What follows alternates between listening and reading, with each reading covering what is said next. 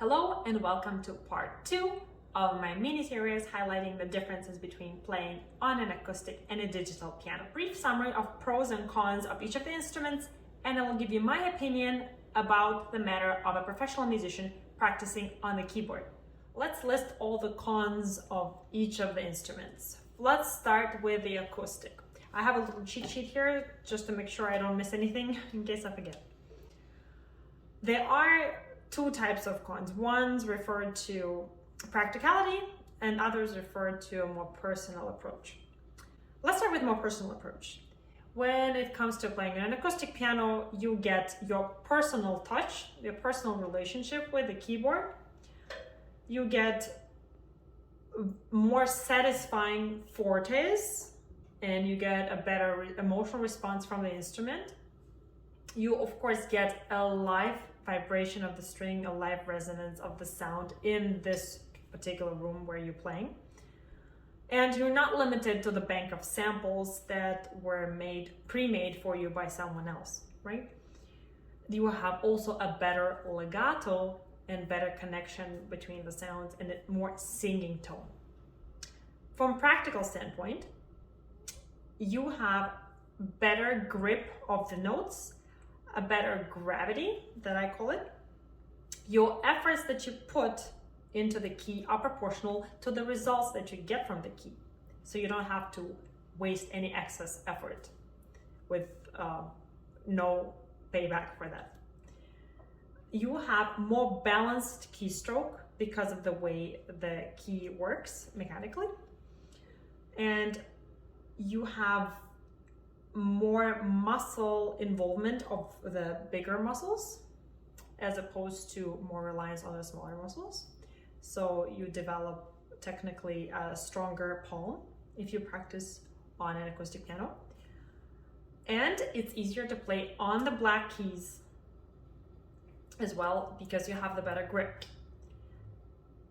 That's, I think, almost all. Oh, and repeated notes are more satisfying to play. They don't seem hollow or shallow.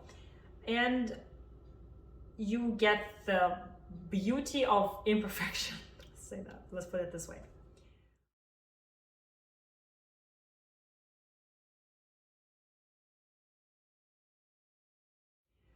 What are the cons on practicing on an acoustic piano?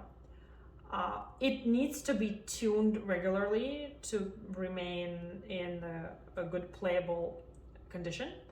And those imperfections can be an irritation or an annoyance when you are faced with something that's inconsistent throughout the keyboard. Some keys feel a little dull, some keys stick out a little more. So the evenness of the balance of the registers can be off and things like that, and this is sometimes can be quite difficult to fix if your piano originally comes with that particular imperfection. And of course they require a certain humidity in the room, and they are like people. They need certain care that you want to make sure you give them if you want them to perform well for you. And of course they are quite heavy, quite large, and you can't really silence them. There are some mechanisms that you can install now for silent practice, but it actually changes the mechanics a bit, and it feels quite strange to play on those type of pianos as far as I heard. And I've also experienced that myself once, and I do notice the difference. It's slight, but someone who is a professional musician will notice the difference, and it's not the same.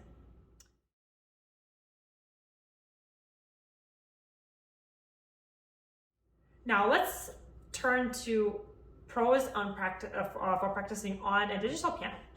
Well, let's start with the practical ones. You can practice all night long if you wanted to using the headphones. You do not need to tune it, and you do not need any certain humidity conditions or anything like that to keep it sharp. And you also don't have to face the imperfections or unevenness unless they come with a defect, which can be fixed in an easier way than it is with an acoustic piano.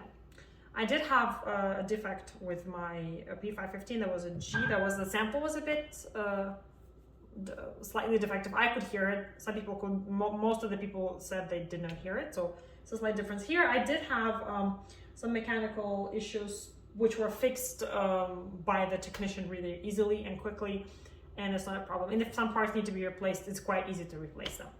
It is much less heavy, easier to move with it, easier to find a place for it because it's not as large, and it's of course more convenient for practical reasons. And what else does it give you? I would call it this perfect responder because it's perfect in the way in the ease with which it gives you the response. It makes it very satisfying to create your interpretation because you can rely on the piano doing exactly as you ask it to do, right? So it's perfect in that way and reliable. So I actually like to work on my interpretations on my digital piano because it gives me infinite possibilities in a way to be as creative as I want with less effort than I would, even more possibilities than I would get from an acoustic piano.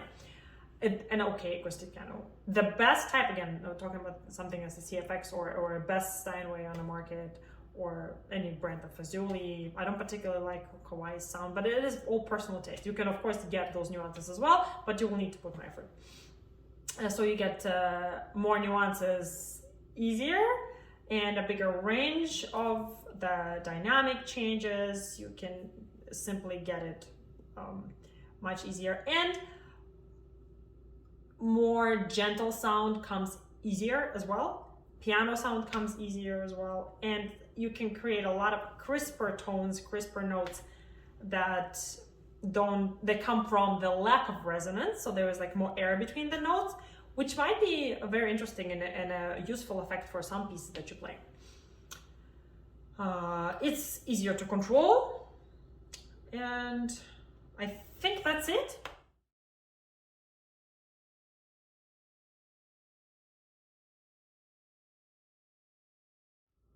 And the last question, whether or not a professional musician can practice on a digital piano on a regular basis effectively. I will give you my personal opinion based on my own experience.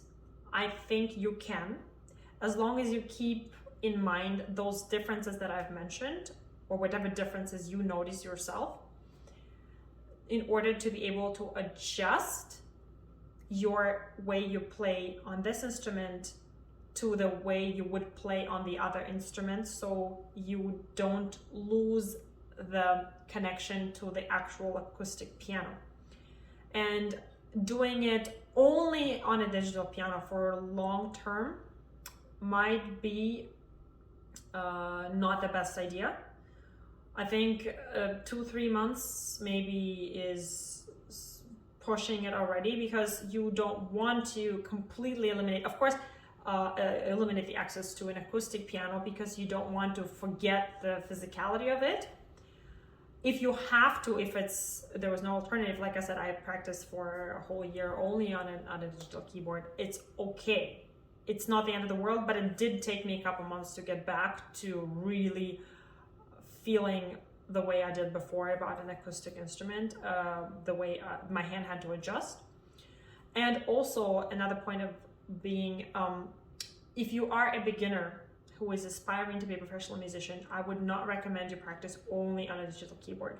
For someone like me, who has already more than 25 years behind their back playing on piano, on an acoustic piano, suddenly switching to a good digital piano might not be detrimental. But if you're just starting off and you want to become a professional, I would definitely recommend you have a regular access to an acoustic piano along with practicing on your digital piano. And in that case, your digital piano has to be really, really good. You can't practice just on a very simple keyboard, even if it's touch sensitive, even if it is weighted keyboard. It has to be graded, and it has to be a high quality instrument that resembles the actual acoustic piano as closely as possible. Switching back and forth, for example, I practice mainly now in the practice room with piano, and at home, for example, all break I practiced on the digital piano.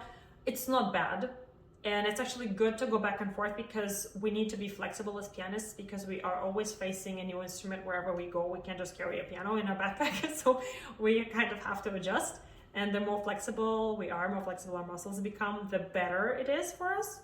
So that's not a bad thing if you're switching back and forth between a good, again, emphasizing a good digital piano and an acoustic piano. If you have any ideas of your own, what is your experience with playing on a digital keyboard and then switching to the piano, acoustic piano? What are the differences that you've noticed? Do you agree with my list? Please leave those below. I will do my best to answer. Thank you for watching. Subscribe to my channel if you like the content, and stay tuned for more videos. Bye.